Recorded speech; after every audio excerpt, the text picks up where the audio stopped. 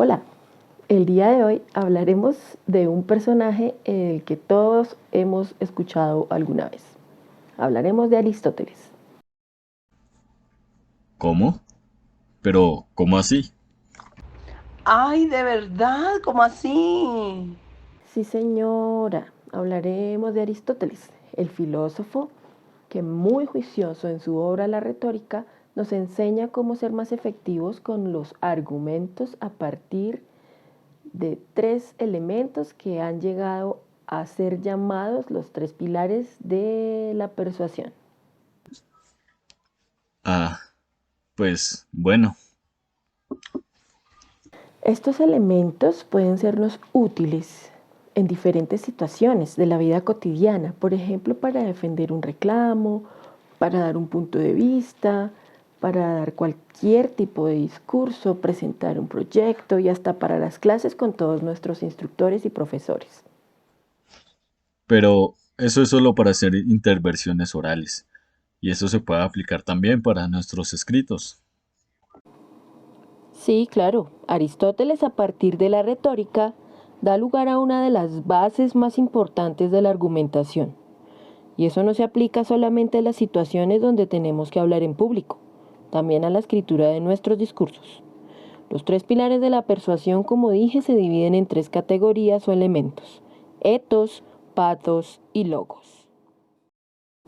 El etos viene de la palabra griega éticos, que significa moral, es decir, alude a la honradez del emisor del discurso, lo que inevitablemente también remite a la credibilidad del mismo.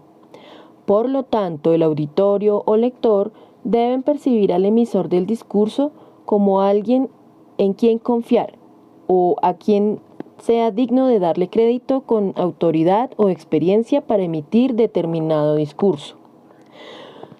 Por ejemplo, si una persona a quien se le han demostrado actos de corrupción se dirige de manera oral o por escrito a determinado grupo de personas que ya conocen su actuar, presentándose como una persona honesta, muy seguramente su discurso no es coherente y por lo tanto sus argumentos no serán efectivos, por muy carismático que pueda ser quien emita el discurso. Si no logra ser convincente ni generar credibilidad, no logrará ser persuasivo ante quien reciba su discurso. En el caso de la escritura, estos recursos son más limitados, ya que no se cuenta con elementos no verbales. El escritor entonces tiene que mostrar su personalidad y estilo a través del producto, es decir, de su discurso, con ayuda de otros elementos como el tono, la selección del vocabulario, las fuentes de los argumentos a utilizar, por lo que probablemente un escritor no podría excusarse en decir que algún punto de su discurso fue tomado o escuchado de manera incorrecta. Los argumentos por etos son de gran utilidad al comienzo y al final de los discursos, ya que en estas partes el mismo receptor centrará su atención. Ahora hablemos del pathos. Este hace referencia a las emociones y creencias. En este caso, quien habla o escribe persuade intentando ponerse en el lugar de quien recibe el discurso. Se apela a la empatía, a tocar las emociones y pasiones del receptor del discurso. Es decir, hay emociones tanto de parte del emisor como del receptor del discurso, quien a menudo siente que tiene interés personal en dicho discurso, por la información que nos proporciona, siendo en algunas ocasiones el motor que impulsa a la acción. Por ejemplo, cuando dentro del discurso escuchamos testimonios o anécdotas que apelan a las emociones y sobre todo a la empatía en determinado discurso.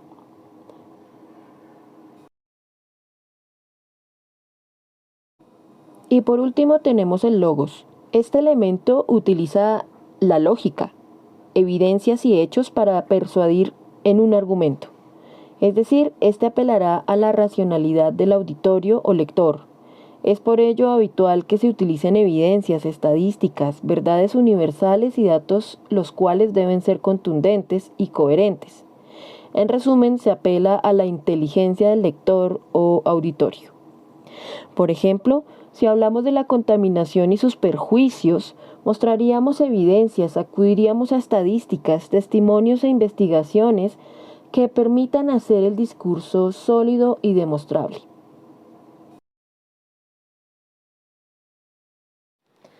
Para concluir y consolidar este concepto, es importante que como elemento de la argumentación, estos tres pilares trabajen de la siguiente forma. El autor debe mantener la credibilidad del discurso, es decir, el ethos, y equilibrar los elementos lógicos o logos, y los emocionales o también llamados el pathos. Por lo tanto, todos estos elementos se afectan entre sí y trabajan en sinergia para lograr persuadir efectivamente a quien recibe el discurso. Vea pues, qué chévere, uno no lo pone como cuidado a esas cosas en la práctica. Tendré en cuenta todo esto para cuando quiera persuadir a alguien oralmente o por escrito. Esperamos que este video haya sido de utilidad para que puedas realizar tus actividades. Muchas gracias por tu atención y nos vemos en un próximo video. Hasta pronto.